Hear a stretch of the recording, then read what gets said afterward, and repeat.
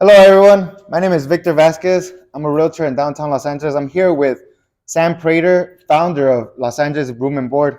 What's up, Sam? How are you? What up, Vic? How you feeling, man? Good, good, Good good. to be with you, bro. I'm excited. Yeah, Let's get yeah. to it. All right, What is Los Angeles Room and Board?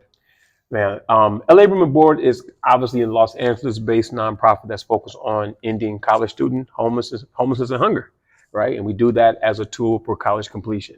Victor.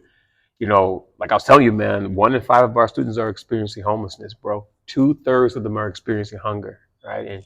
And my feeling is that like if we don't do the work now to get them supported, then they won't graduate, bro. And like if they don't make it to graduation, LA feels that pain, communities do, neighborhoods do, families, individuals.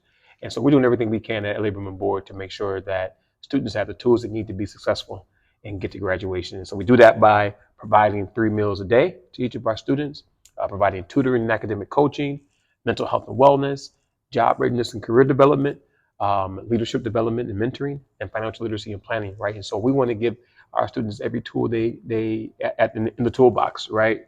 To make it to graduation, bro, so we can end youth and student homelessness. It's amazing. When did you identify this issue? When did you see it? I would say it was back in 2013 at Cal State Northridge. I started in the dorms working there, and every semester I saw this pattern of like students excited about the promise of higher education, right? Excited about being able to like leave home and do college, and man, by December of that semester, that first semester, then it's like, hey, Mr. Sam, I'm gonna take a semester off because money got a little tight and this, that, and the third, and yeah, but it's okay. I'm gonna take a semester off and I'll be back. And Victor, you would never see these students ever again, and year after year this would happen. And then we learned that students were dropping out of school not because they weren't smart enough, not because they didn't have the chops to make it through college, but because they were dropping out because their basic needs weren't met, for like food, housing, etc. And so, I founded LA Women Board in response to that crisis, bro. Wow, it's amazing. How was it first starting off at Room and Board? It was interesting, man. So I founded LA Women Board in 2019, right? Um, and so I was working still full time at Cal State LA at the time, and so working on LA Women Board on nights and weekends. And then in 2020, I said, you know what, I'm gonna focus full time on LA Women Board, and I quit my job at Cal State LA full time to do LA Women Board. And at the end of February 2020, and then the pandemic the city shuts down on March 15th. And so I started LA Room and Board really at the worst time ever. So it was tough in the beginning, but then I want to say March or April of 2020, we learned about the Opportunity House, and my homie hit me up and said, hey, I know you do your nonprofit full time. There's this property that my nonprofit doesn't have the capacity to sort of like take on. Can you guys do it? And we opened a 50-bed mansion on the west side, right across the street from UCLA. And that launched LA Boom Board into this place where we're now. Right now, we're at one of our 4 properties that we operate, and we're bringing this online here in Boyle Heights. It's going to be housing 70 students and youth experiencing homelessness, man. And so we went from one property in in September of 2020 when we finally opened, to now we have 4 a year and a half later, man. And so we'll be housing 160 students this fall. So it's been a wild ride, but it definitely was a little bit bumpy in the beginning when, I quit my job. And I'm like, oh man, like I don't have any income, and so I'm now focusing on my nonprofit full time. And those moments where it's like, all right, it's getting a little rough, you know what I mean? Wow. But that persistence and being focused on the mission sort of like kept me through it, and now here's where we are. What have you learned in the journey? I know you mentioned a lot of stuff, but what have you learned in the journey of?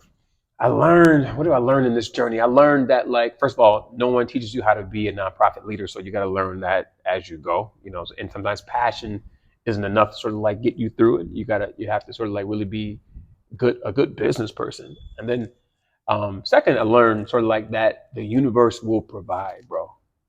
Just like our operating budget is nearly $7 million, and at the time when we first started, I was like, oh my God, we're never going to be able to raise $100,000. Wow. That was a year and a half ago. And now we're at this place. And, the more we talk about the story and the crisis of student homelessness, we find Angelinos and folks all over the country really who are I don't know, compassionately ignited about the issue, and they support our work, either through volunteerism or with their hard-earned money. And the universe just will provide. You do good work, you do good. I think the universe will bring good to you for sure. That's amazing. I know you mentioned that you house students and then they become your residents. What's something that they can say that's been able to help them out being in this program? Well, I'd say that one of the things that our students will probably say is that they don't need our sympathy, right? They don't need like people when I tell them about this work, oftentimes they're like, "Oh man, you're doing God's work. Oh, you're so special," and blah blah blah. And but I think that our students don't need that, right? They don't need sympathy. They need us to empathize with their struggle, right? Truth of the matter is, our students are incredibly resilient. They're strong. They're hella smart, right? And they just need our support, not our sympathy, right? And they need us to sort of like challenge our elected officials to sort of like pass laws and legislations that center and that really prioritize students experiencing homelessness. And they need, for us to sort of like, be stand in solidarity with them, right? I think oftentimes we take for granted like the real struggle of what it means to sort of have to live in your car like our students do, or to couch surf, right? Sometimes we lose sight of like what that really means and what that feels.